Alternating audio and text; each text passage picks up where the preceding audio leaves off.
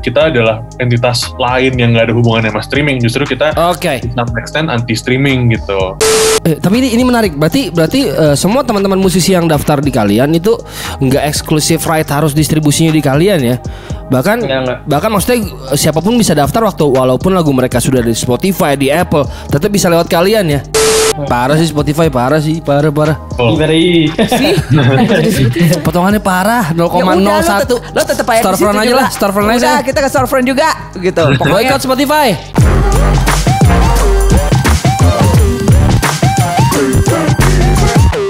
Yo, baik lagi di Hip Hop Hore di segmen Walk the Talk.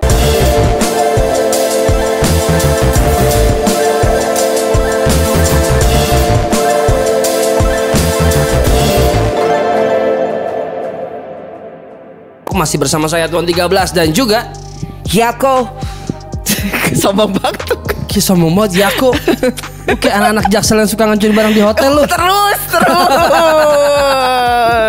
Kalau buat gue 3 juta tuh lumayan bisa bayar produser ya kan, bisa bayar bikin video lirik. Wah, sekolah ya anak kan? gue lagi 2 bulan tuh. Emang kayak itu. Jadi ke situ kita ngobrolin. Baik lagi di Walk the Talk teman-teman. Ini adalah segmen di mana kita membahas tentang orang-orang, kolektif, komunitas atau badan apapun itu yang memang membuat pergerakan dan berpengaruh kepada ekosistem hip hop khususnya. Dan di episode kali ini lumayan seru juga nih. Ya. Karena kan maksudnya kita sebagai pelaku musik kadang-kadang begitu kita memasak suatu produk gitu ya, hasil akhirnya begitu produknya jadi kan kita kadang-kadang suka bingung ya. Ini mau diapain ya? Apalagi kalau misalnya outputnya album. Betul, dan apalagi ada fisiknya. Betul, kayak apakah masih relevan cetak fisik sekarang, atau kalau taruh digital apakah orang-orang akan gampang kan aksesnya? Itu selalu jadi pertanyaan yang gak pernah putus jawabannya. Betul. Dan di episode kali ini nih ada teman-teman yang datang untuk ngasih solusi menarik, memberikan platform untuk musisi-musisi ya. Bisa bersentuhan langsung dengan para pendengarnya, itu menurut gue satu hal yang mahal di era sekarang ya. Itu dia. Nah, ini salah satu pilihan buat teman-teman di luar Opsi sana. baru buat teman-teman ya, untuk mengkomunikasikan karyanya lebih luas ke market di luar sana. Dan gak dipotong sama perusahaan-perusahaan brengsek kita terlalu besar. Yes. Kalian bisa langsung teman-teman. That's the idea, bitch. So, without further ado teman-teman, kita undang teman-teman dari Storefront and Noise Whore. Halo, selamat malam. Halo, Bial ya kok. Halo, ada siapa aja di situ? Boleh diperkenalkan satu persatu, silakan. Kayak gue Danang sama ada Argia di sini nih. Halo. Oke. Mas Danang dan Mas Argia ya. Yoi. Siap, salam kenal teman-teman. Nama saya Upi, ini aku. Hai. Wah, ini menarik sih. Waktu aku terus terang ngeliat tahu pertama kali Storefront itu pas dari Jomil. Oh iya, benar. Jomil itu karena kebetulan emang Jomil bacotnya kan luar biasa ya. Parah ya. Jadi gitu. mau gak mau kita kan nengok ya. Tapi sebenarnya kita mau tarik dulu. Storefront itu apa sih, dan apa sih Noise Whore itu? Nah, mana dulu nih yang mau diceritain supaya teman-teman juga yang nonton tuh jelas apa sih dua ini gitu. Storefront sendiri tuh merupakan platform yang kita buat September lalu. Intinya distribusi musik sih, fisik maupun digital. Kita memberikan kesempatan bagi musisi dan label untuk langsung mendistribusikan karya mereka tanpa banyak perantara. Perantaranya jelas kita yang pertama, tapi kita hanya sebagai platform, dan kita memberikan keluasan juga bagi mereka untuk mengatur seberapa banyak yang mereka dapatkan dari musiknya. Dalam arti mereka menentukan harganya sendiri dan potongan platformnya paling kecil dibanding platform manapun, yaitu 10% dari setiap pembelian, setiap album atau setiap rilisan gitu. Oke. Nah, hubungannya sama Noise Whore apa? Noise Whore sendiri kan merupakan apa yang gue lakukan pas SMA kan, sama teman SMA gue. Terus gue ketemu Danang pas kuliah. Kita mungkin lebih dikenal sebagai promotor sih dulunya. Kita mendatangkan beberapa band luar negeri gitu, terkenalnya kayaknya orang-orang selama tahun 2018-19 sampai awal 2020 obviously sebelum pandemi. Ya cuma Storefront merupakan venture lain sih dari Noisor karena pandemi, terus kita kepikiran bikin platform ini melihat teman-teman musisi kita kesusahan kan selama pandemi kan tidak ada live shows tentunya. Ya. Streaming kelihatannya tidak menguntungkan bagi semua orang.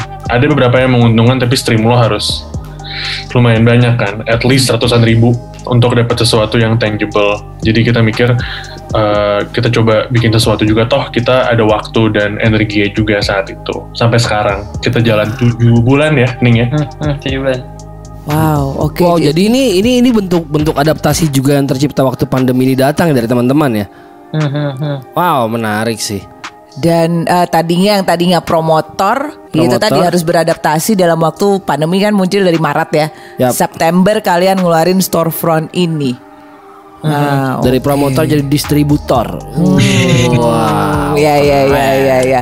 Nah, tingkat kesulitannya apa sih? Apa sih yang kalian lakukan dulu tuh pertama akhirnya sampai tercipta gue mau bikin storefront nih, walaupun memang tercipta karena pandemi ini ya gitu, tapi ada alasan lain nggak kenapa akhirnya storefront ini tercipta? Gue mungkin lagi ya. Awalnya sih kita emang Noisor tuh ada website aja gitu, di mana kita nge-share kayak podcast kita atau artikel-artikel dan rekomendasi musik gitu-gitulah. Kita tadi ada website biasa aja kayak gitu. Nah, ada salah satu teman musisi kita namanya Bin Harlan, dia dari band Kemanlanan dulu. Dia tuh mau rilis album baru. Dia selama pandemi memang cukup produktif lah. Sekarang udah ada 4 album gitu selama pandemi. Nah dia tadi pengen nitip album dia di kita untuk dirilisin gitu kan. Lewat Argia ngomongnya, cuma Argia bilang ya kita bukan label nih tapi gimana dong gitu. Tapi nggak apa-apa lah, toh di streaming juga nggak ada uangnya, jadi kayak gue nitip taruh aja gitu. Nah idenya awalnya cuma nitip satu rilisan itu aja, tapi kita mikir ya udah deh sekalian aja kita coba bikin modelnya yang bisa scale gitu. Ya udah kita kumpulin teman-teman juga yang ada rilisan selama pandemi kemarin atau yang udah agak lama, mulai dengan 25 rilisan, dan udah kita develop tuh website dalam waktu berapa minggu gitu ya Gia. Ya. Kayak benar-benar ya udah cepet aja apa yang bisa kita bikin, mulai dengan 25 rilisan, dan sekarang setelah 7 bulan udah ada hampir 200 rilisan mungkin dengan ternyata supportnya lumayan banyak, ada 1000 pembelian gitu selama 7 bulan. Kayak kita senang aja sih masih ada yang mau beli rilisan digital gitu. Wow. Okay. Saya beli. Thank you. Wow. Oh jadi ternyata ada triggernya juga ya dari Bung Harlan ya. Betul. Iya. Itu orang emang unik sih memang. Emang unik. Ya kan. Oke. Dari situ berarti 25 rilisan pertama sampai sekarang udah banyak sekali dan masih terus membuka kesempatan untuk teman-teman yang mau istilahnya distribute lewat storefront ya. Kesulitan terbesar apa sih? Kesulitan terbesar menurut lo bagi? Gue sih karena kita cukup kilat ya yang tadi lo bilang, cuma 3-4 minggu kita bikin website dari nol. Cuma mungkin satu kesulitan teknis ya, tapi mungkin itu lebih ke Danang sih, karena Danang yang orang tech di antara kita. Tapi kesulitan terbesar bagi gue sebagai yang nge-run programnya gitu, lebih ke awalnya meyakinkan band-band ini agak sulit sih, karena rasanya beli dan download lagu tuh udah 7-10 tahun lalu kan rasanya. Jadi di awal-awal 25 rilisan itu kita dapat dengan cukup banyak perjuangan dan babi bu sih. Ya.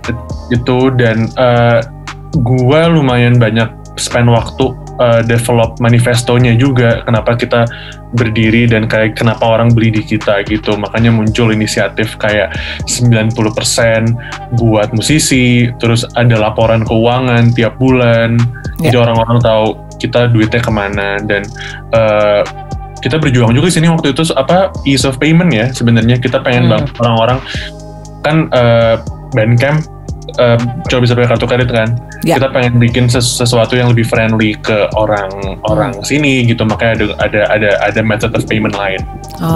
Sampai ke GoPay ya teman-teman ya. That's nice. Itu memudahkan sih, terus terang.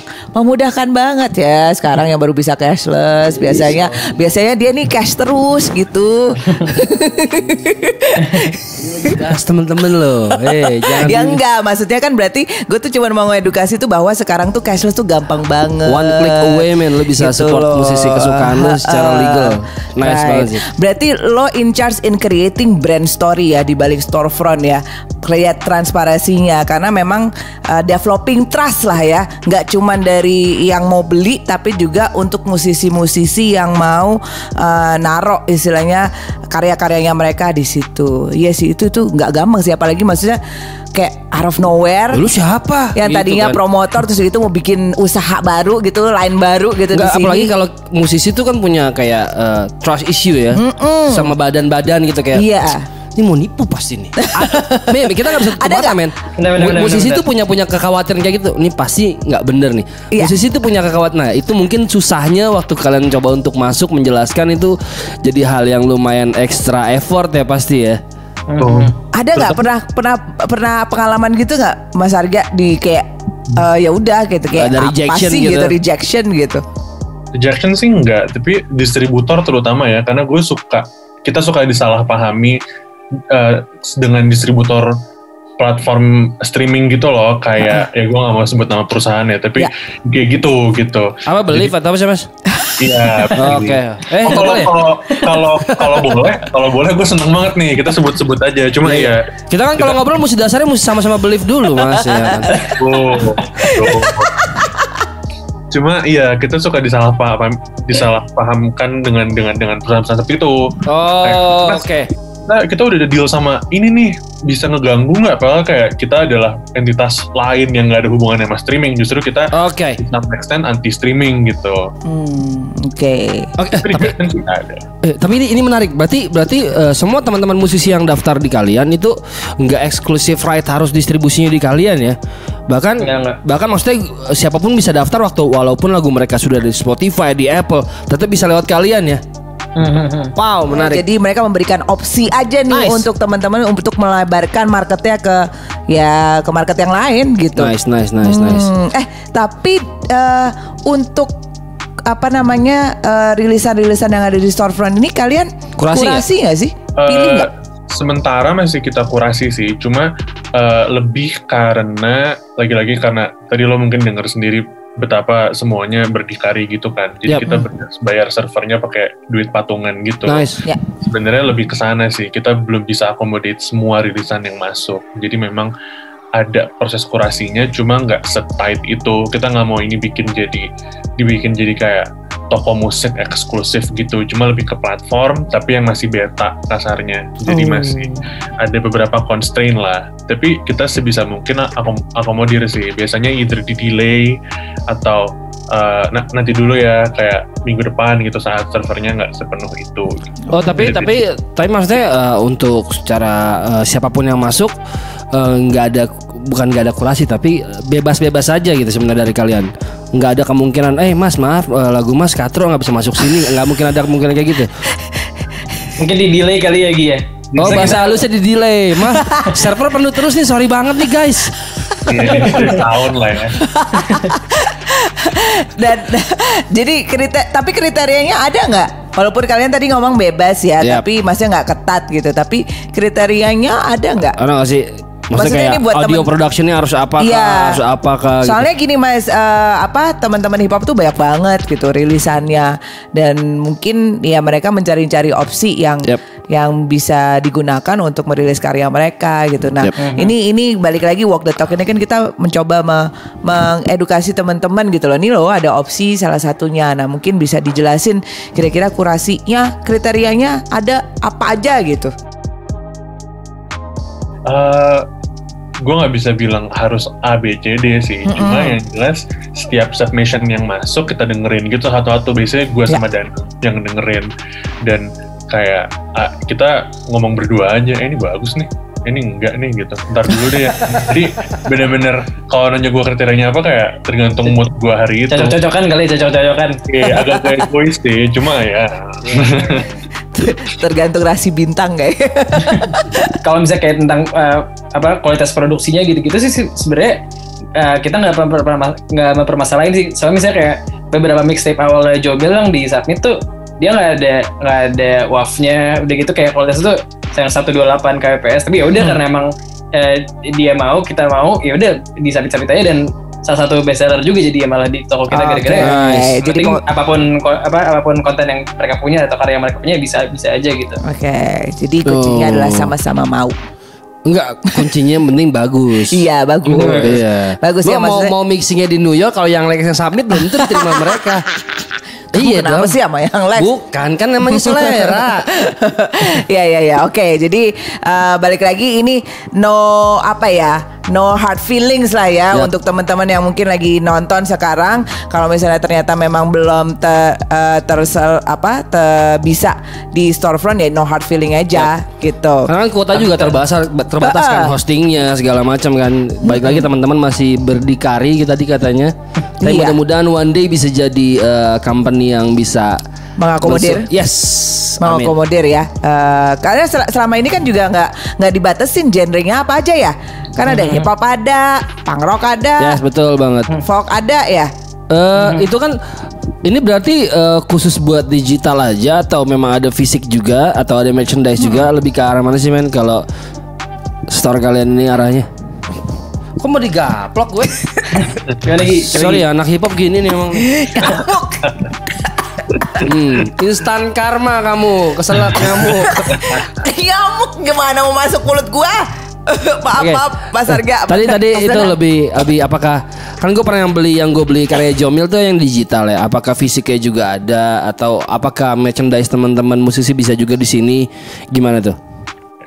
Jelas awalnya digital sih, karena emang kita berangkat dari betapa buruknya streaming rate-nya segala macam bla bla bla. Tapi mulai akhir tahun lalu atau November Oktober tahun lalu kita udah mulai mengakomodir rilisan fisik. Nice. Dan pre-order. Jadi kayak kalau barangnya, tapi ini bener-bener case by case ya. Kalau barangnya belum ada, tapi lo mau self funding selama kita sama-sama percaya gitu, dan customer juga percaya, ada aja yang bisa pre-order. Jadi duitnya masuk dulu, kita kasih ke musisinya, diproduksi, baru dikirim. Wah, solusi banget itu teman-teman.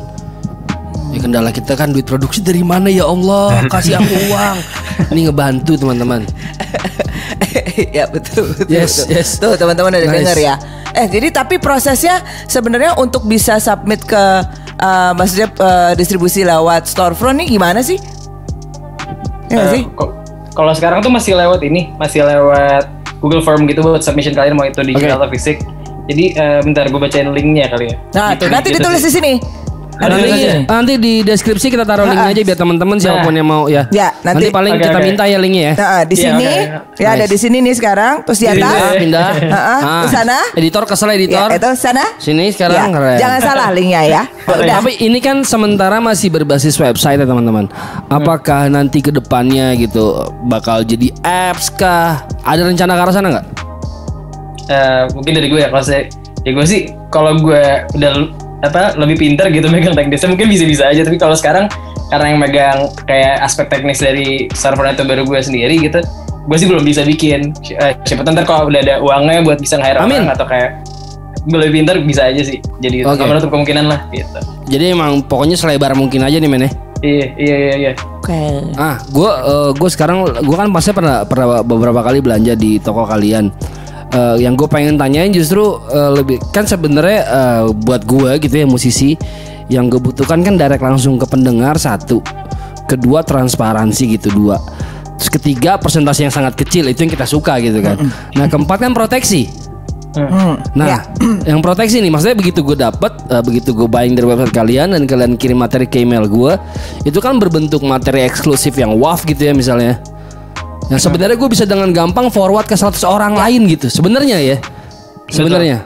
Nah ini maksudnya langkah apa yang kalian akan lakukan dengan si proteksi itu sendiri? Kan maksudnya materi yang ada di YouTube aja orang bisa download terus bajak gitu. Nah kalau ngomongin pembajakan apa yang bisa dilakuin gitu? Karena kan yang kalian kirim tuh WAV gitu ya, audionya yang high rate, terus dikirim ke direct ke email gue bisa dengan mudah download dan sebarkan ke orang lain sebenarnya gitu. Iya. Ini sebenarnya problem terbesar kita sih kalau gue boleh jujur, karena memang itu downside dari download kan. Tapi ini yang kita lakukan adalah bener-bener campaign aja sih. Kayak kalau lo sudah bayar untuk musik yang lo inginkan gitu, so let's say untuk Joe Million, lo harusnya bisa cukup bijak juga untuk tidak menyebarkan itu lebih lanjut. Itu yang gue cover di itu yang kita cover di manifesto kita, dan kayak selalu kita ingetin gitu. Karena toh kalau kita ngomongin pembajakan, semua bisa dibajak hari ini. Yap. Dan streaming terlegal misalnya, kalau kita boleh jujur, tapi kayak termiskin juga kan rate-nya. Jadi, iya lagi. Gue suka nama lu Pak, parah Pak.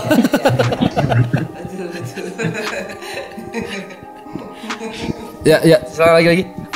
Ya, jadi either way menurut gue emang musisi ada di posisi yang tidak menguntungkan hari ini. Kalau kita ngomongin output lo sebagai album digital ya, atau fisik juga sebenarnya bisa dibajak lagi kan. Cuma gue Danang dan teman-teman di Storefront pengen bikin culture yang lebih conscious dengan IP musisi, lebih jelas transparansinya. Jadi pembeli dan musisi sama-sama pinter dan melek bahwa ini merupakan sesuatu yang timbal balik gitu. Jangan kayak kadang-kadang ada pendengar yang selfish gitu, kayak ya lo tugasnya menghibur gue pengen dengerin musik lo kapan aja gitu. Toh pada akhirnya kan bikin musik mahal, mixing, mastering, rekaman, instrumen. Yeah. Jadi gue pengen orang-orang sadar mengenai itu sih, bahwa musik tuh mahal. Mungkin nyampe kalau murah, tapi bikinnya tuh mahal. Betul. Dan nggak banyak pendengar yang yang mengerti hal itu ya gitu. Jadi itu yang mungkin juga bisa dilakukan part of brand story dari Storefront sendiri, plus bareng-bareng bersama sih, gerak bersama sama musisinya untuk edukasi pendengar. Betul. Ini juga berarti yang teman-teman lakukan adalah selain ngasih opsi buat teman-teman musisi, berarti mengedukasi para pendengar. Betul. Ini cara lu support musisi kesukaan lu tuh kayak gini. Iya, sebatas jangan banyak lagi anjing gitu ya. Iya, asli gitu. Kayak misalnya itu gue baru keluarin album baru nih. Bagi dong. Anjir, ini bikinnya susah, Cok. Gitu loh. Mudah-mudahan kalian ikutan baliho gitu. Partai, teman-teman. Cuman nih gitu lah, musisi itu kayaknya cuma diposisikan untuk menghibur ya, nggak, padahal prosesnya itu berdarah-darah, tau nggak lo? Ya. Tapi kalau boleh tanya, dari list yang kalian punya teman-teman, ada nggak sih yang memang belum rilis di mana-mana, eksklusif di kalian, ada nggak? Ada beberapa rilisan gitu sih, kayak misalnya kalau misalnya Jomil lagi ya, Jomil sama Mardial yang deluxe itu keluar duluan di kita, ujung-ujungnya ada di Spotify juga, tapi kayak rilis duluan di kita. Udah gitu kayak dari Dev Block tuh Renslem, EP-nya cuma ada di Storefront. Don Wilco sama Pramanifest Jurnalisan, EP-nya juga cuma ada di kita. Jadi kayak ada beberapa rilisan hip hop dan di luar hip hop juga yang emang dirilisnya eksklusif di kita gitu sih. Wow. Beda, dapat treatment yang beda nggak? Enggak, mungkin lebih kayak, mungkin keuntungannya lebih ke artisnya sih di situ, dimana kayak oke, lo kalau mau denger karya gue terbaru cuma bisa beli nih gitu, dan itu mungkin di kitanya sih biasa aja, tapi di artis dan pendukungnya mungkin lebih bisa saling appreciate lebih baik lah dengan adanya rilisan-rilisan eksklusif ini gitu. Nice. Untuk harga teman-teman, apakah tadi kan teman-teman bilang bahwa musisi punya kebebasan mau ngasih harga berapapun gitu ya? Ya kan? Itu memang benar terjadi seperti itu, apa ada platformnya, bro? Kalau single segini ya, mentoknya jangan terlalu mahal, atau kalau album maksimal segini men, gitu. Ada nggak sih kayak gitu regulasinya men? Nggak ada ya. Nah, ada yang ngerepotin banget kayak harganya 66666 gitu. Gua itu pasti berhala nada tuh pasti itu. Kalian repot memang deh teman-teman deh tuh ya. Jangan ngerepotin lah orang yang mau bantu.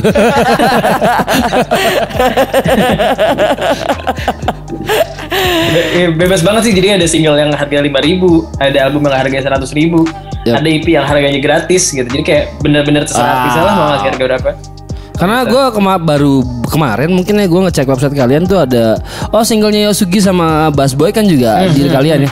Itu satu single 25.000 ya? Iya, 2 lagu 25.000 tuh. 2 lagu 25.000 ya. Wow, nice. Dan yang beli udah lumayan, soalnya kayak berarti ada pendukungnya aja, ada orang-orang yang mendukung mereka yang mau bayar 25.000 untuk 2 lagu ya udah gitu. Itu keren sih menurut gue, masih ada yang kayak gitu. Nice. Tapi waktu gue buka website kalian kan ternyata gue bisa preview tracknya sampai habis tuh teman-teman. Nah itu ada 2 lagu di single itu. Jadi kayak itu sesuai permintaan dari artisnya. Kamu ada lagu yang di preview nggak? Oke, lagu pertama gue di preview. Kalau keduanya tapi harus beli ya. Atau nice. Kayak itu terserah artisnya gitu sih pokoknya. Kayak bandar narkoba lah ya, kasih gratis dulu awal ya. Cobain dulu. Trial ya. Bab keren sih Bab, nyampe lu Bab. Tapi dari semua rilisan yang ada di Storefront ever, siapa yang paling laris? Paling laris tuh ada band namanya Mater Hello. Oh, Mater Hello. Mereka tuh rilis versi akustiknya dari single mereka, judulnya Millions. Itu kayak kolaborasi sama banyak musisi lain gitu. Dan itu emang untuk charity, gue lupa ke yayasan apa waktu itu. Itu pembeliannya sampai 100 apa kalau nggak salah, dan itu harganya 35.000 gitu. Jadi kayak keren sih. Nice. Apalagi ada aspek charity, jadi orang-orang makin mau support lagi gitu kan. Nah, berarti itu juga mungkin bisa jadi masukan buat teman-teman ya, bahwa kalau misalnya memang ada campaign di belakangnya itu akan menambahkan nilai plus value ya di baliknya, supaya untuk membujuk untuk teman-teman juga untuk bisa berpartisipasi ya kan, untuk beli gitu kan. Betul. Nice. Oke. Wah, seru sih. Kalian tuh timnya berapa orang sih kalau boleh tanya main dapurnya? Berenam ya Gi. Ya, total submitan udah berapa banyak sekarang? Berapa ya? Banyak sih. Di bawah 100, di atas 100? Oh, di atas. Di bawah 500, di atas 500? Di bawah 500. Tapi berantem udah mulai sering lah ya. Ini bagus nih Ki, ini kurang lah gitu-gitu udah ada tuh gitu-gitu. Tapi menarik deh. Maksudnya kan kalian jadi berfungsi sebagai ENR gitu kan. Yes. Ya kan? Mengkurasi gitu. Dalam seminggu itu bisa dapat berapa ini sih submission? Kalau gue sih biasanya kayak kita nggak mencoba seperti Spotify yang kayak atau streaming lain kayak New Music Friday gitu. Kita nggak kayak gitu sih. Jadi kayak ya udah, kita minggu ini lagi ada waktu, gue malam ini lagi waktu, gue dengerin deh yang baru-baru apa 20. Lu jahat lu men. Enggak. Lagi ada waktu gue dengerin 20 gitu. Maksudnya berikutnya, oke nih, minggu depan gue datang lagi ada perilisan apa gitu. Kan mereka tanggalnya juga nggak ngasih tanggal, mereka yang penting bisa masuk nggak Spotify gitu. Oke. Maksudnya bukan jahat. Iya. Maaf, ini emang bacotnya emang begini nih, bacot ini. Semenjak main sama Netron bacotnya begini. Nggak, jadi teman-teman kalau di kantor-kantor lain ada jadwal piket buat bersih-bersih. Kalau mereka piket buat kurasi nih, Senin kamu, Selasa kamu, Rabu kamu gitu. Tapi mau nggak mau sih ya, maksudnya seiring kalian nanti makin banyak submission, ya harus itu kali ya disempetin seminggu sekali gitu. Perlu ada tim gitu sih buat yang dengerin terus gitu. Iya. Wah, ini abis ini rilis beres sih lu Pak, dari Aceh sampai Papua anak hip hop submit ke lu Pak. Ayo rasakan itu. Amin. Selamat ya. Selamat tapi ya. Tapi sama tahun 13 juga jualan dong di sini dong. Harganya juga lebih aneh lagi tuh Pantar Pak. Lebih aneh dibanding 666, percaya sama gue. Tapi sebenarnya kalau boleh tahu, ini apakah kerjaan main kalian, kerjaan utama kalian, atau emang ada kerjaan lain di luar ini, di luar Storefront dan Noise Horror ini? Gue ada kerjaan, kita semua ada kerjaan sih, jadi kayak nggak ada yang, kita nggak menjadikan ini source of income kita, dan kita juga nggak menjadikan ini pekerjaan utama kita. Soalnya kayak kita sampai sekarang juga baru yang megang logistika doang, yang ngambil uang dari penghasilan Storefront. Selain dari itu kita belum ada ngambil uang sama sekali sih dari sini. Jadi benar-benar jadi kita tabung aja. Sempat ada ide untuk kayak putar ke project musik apa kali yang butuh dana gitu-gitulah. Pokoknya kayak nice. Kita belum tahu pasti sih ini mau diputar kemana uang yang kita akumulasiin dari beberapa bulan terakhir gitu. Oke, Arga mau nambahin? Lo ada kerjaan lain juga di luar ini? Sama, iya. Jadi kita berenam, tapi sebenarnya day to day itu cuma berempat doang. Jadi kita semua punya day job, tapi kita sempetin sih sebenarnya cukup makan energi dan waktu. Nah, pertanyaan gue berikutnya adalah, menurut lo nantinya apakah Storefront ini akan bisa mensubsidi kegiatan-kegiatan yang akan lo lakukan di Noise Horror? Apakah ada subsidi silang gitu. Iya, apakah ada Motivasi ke keinginan gitu ke itu atau maksudnya ambisi ke situ gitu bahwa ini akan jadi storefrontnya akan jadi besar sekali dan akhirnya bisa mensubsidi yang dilakukan oleh Noise Horse sebagai induknya gitu. Gue nggak tahu nih. Coba lo Ning gimana pendapat? Gue nggak pernah, karena kita udah selama itu nggak mikir Noise Horse sebagai promotor lagi gitu. Ide seperti itu bahkan udah di gue sih udah nggak lewat, kayak kalau dari Storefront tuh bisa berhubung kembali ke Noise Horse-nya lagi. Kayak selama ini kita ya udah Storefront sebagai Storefront, Noise Horse sebagai beberapa bulan terakhir nggak sebagai promotor sama sekali gitu. Jadi kayak menarik sih kalau saya tahunya bisa sampai titik itu dan bisa mendanai, keren aja sih. Mudah-mudahan bisa direalisasikan sih. Saya punya jalan tengahnya tuh. Jadi Noise Horse itu sebagai promotor akan bikin showcase teman-teman yang daftar di Storefront. Betul. Keren. Itu dia sih. Berarti besok daftar biar gue bisa ke showcase. Iya. Ya. Kepilih dulu aja. Nanti gak kepilih kita. Kan udah punya nomornya. Iya. Siap. Kita nepotisme. Danang, saya ngubungin kamu pertama kali ya. Saya harus masuk. Ya pas sama tahun 13 aman lah masuk. Ya kok enggak aman ya kok. Teman-teman, tapi kalau boleh tahu nih mungkin pertanyaan personal sih ya. Maksudnya kan tadi lu bilang berdua kalau lu punya main job di luar Storefront dan Noise Horse gitu. Tapi apa sih mungkin mimpi atau yang pengen lu kejar dari waktu yang lu buang, effort yang lu mengerjakan ini? Ada mimpi apa sih yang lu pengen capai lewat Storefront dan Noise Horse, men? Kalau gue sih mungkin gue nggak ada kayak mimpi besar atau gimana, tapi mungkin kalau misalnya ada aja cerita segelintir musisi dari penghasilan di Storefront itu bisa mulai dari paling nggak balikin modal mereka produksi, itu gue udah senang banget. Udah gitu mereka kayak bisa beli sesuatu untuk apapun gitu ya, pokoknya bisa menjadi pemasukan alternatif dulu untuk musisi, itu gue udah senang aja sih. Apalagi kalau misalnya ujung-ujungnya di suatu waktu yang agak jauh dari sekarang mungkin, atau mungkin ternyata deket, dimana mereka bisa nggak usah cari kerja selain jadi musisi lagi karena salah satu karena sama, itu udah keren banget sih menurut gue kalau bisa sampai kayak gitu ya. Gitu sih kalau dari gue. Mulia pak. Sebenarnya kita cukup sama sih, karena mungkin kayak kita ngobrol tiap hari, kayak intinya ke situ sih, kayak Storefront dan apapun yang gue lakukan di industri ini ujungnya untuk teman-teman musisi juga gitu, untuk para label independen gitu. Yang gue lihat dari gue masuk di industri ini pas SMA atau pas gue kuliah di awal tuh bener-bener from the ground up gitu. Jadi gue pengen gue dan mereka sama-sama bisa sustain, bukan tajir ya, sustain. Kayak nggak usah pakai day job, lo bisa beli efek, lo bisa beli makan segala macam, itu cukup sih. Lo bisa hidup layak. Mungkin punya rumah enggak lah ya, kemahalan. Mungkin 10 tahun lagi, tapi lo bisa hidup nyantai sih intinya. Okay, that's a good word sih, sustain ya, gitu. Ya kan? Setuju lagi sama lu Pak. Giving back to the community, giving back to the musician. Wah, gua aminin sih Pak doa-doa kalian. Amin. Parah. Amin. Wow. Terima kasih teman-teman sebelumnya sudah menyediakan satu opsi baru buat kita para musisi. Mudah-mudahan diberi kelancaran buat semua yang kalian lakukan sih. Yes. Tapi mudah-mudahan gue juga berapa ada showcase sih Pak. Karena list kalian kan juga brengsek ya, lu bayangin itu nama-nama brengsek itu ada dalam satu tempat, satu acara waktu pandemi ini kelar beres. Iya. Beres. Seru banget. Iya. Benar. Kalau misalnya mau nyoba ya virtual dulu bisa, tapi kalau misalnya mau hajar setelah pandemi ya hajar. Oh, itu beres. Ya kan? Seru banget. That'd be great, bro. Seru. Keren banget sih. Ya, maksudnya kita bikin ekosistem musik di Indonesia itu makin alive aja sih. Gitu. Parah sih Spotify, parah. Potongannya parah 0,01. Lo tetap aja Storefront aja lah, Storefront aja. Udah, kita ke Storefront juga gitu. Boycott Spotify. Tadi take down lagu-lagu lu. Berani kamu? Saya tuntut. Oke. Mungkin dari Arga dan dari juga Danang ada yang mau disampaikan buat teman-teman gitu selaku Storefront. Dulu nih. Ya. Oke.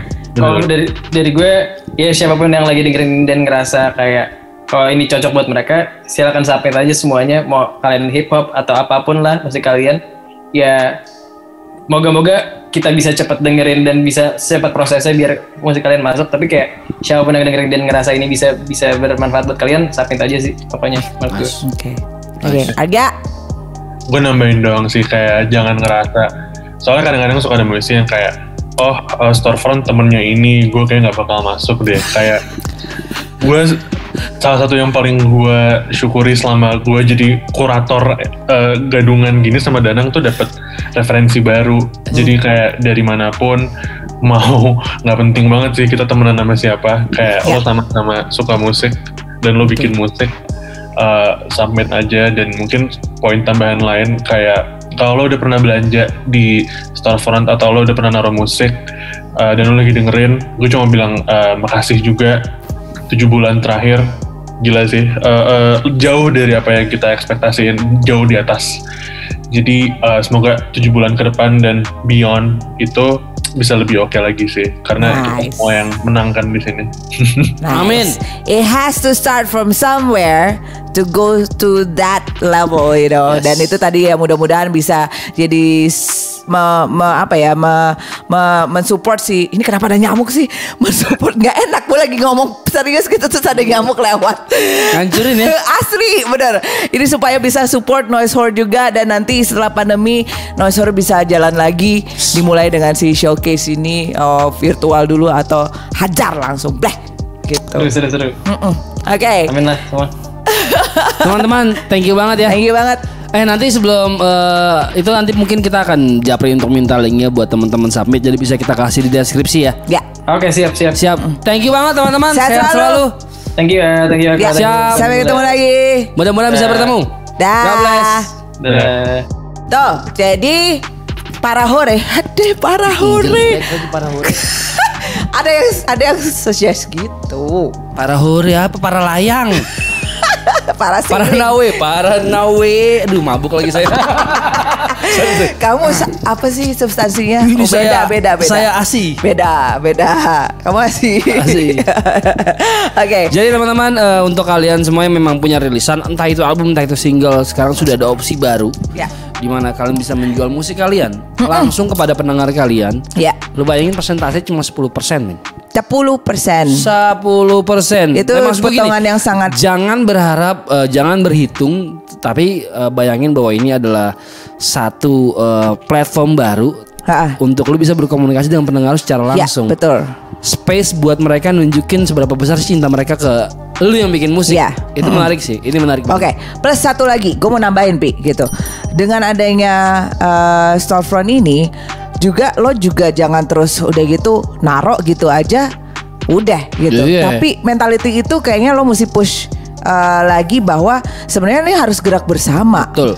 Ini platformnya ibaratnya udah disediain, tapi lo juga harus ngasih tahu ke pendengar lo, terus kemudian dari Storefrontnya juga gitu. Jadi balik lagi emang harus usaha support, effort bersama sih gitu untuk bisa akhirnya lo bisa menargetkan audiens yang lebih luas lagi gitu. Jadi jangan mentality gue udah ngasih ke situ nggak ngapa-ngapain, bukan begitu.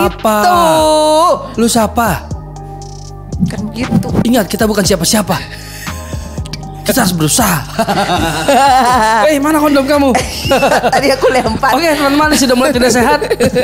Kalau gitu kita akhiri saja. Shout out buat Storefront. Jangan nggak pakai. Udah, oke. Kamera ke saya aja. Ya, aku sudah ngomong. Bye bye.